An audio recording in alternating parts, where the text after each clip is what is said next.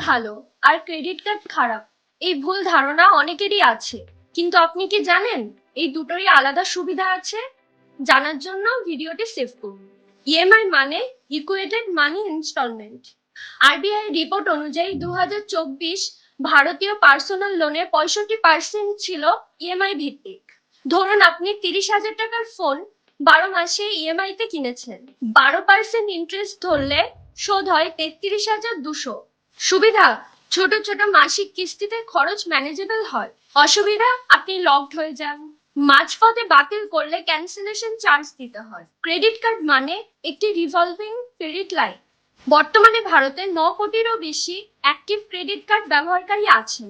45 থেকে 50 দিনের মধ্যে পুরো বিল শোধ করলে কোনো ইন্টারেস্ট লাগে না, কিন্তু একদিনও দেরি হলে 30 থেকে 40% ইন্টারেস্ট দিতে হয়।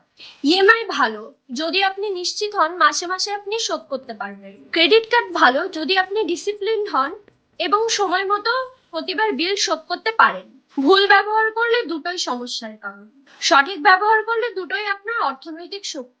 তথ্যটি যদি কাজে লেগে থাকে ফলো করুন এমন আরো দরকারি ভিডিওর জন্য। শেয়ার করুন আপনার এমন বন্ধুদের সাথে যারা ইএমআই এবং ক্রেডিট কার্ড নিয়ে কনফিউজড। সাবস্ক্রাইব করুন এবং কমেন্টে জানান আপনি এর পরের ভিডিওতে কোন টপিক দেখতে চান।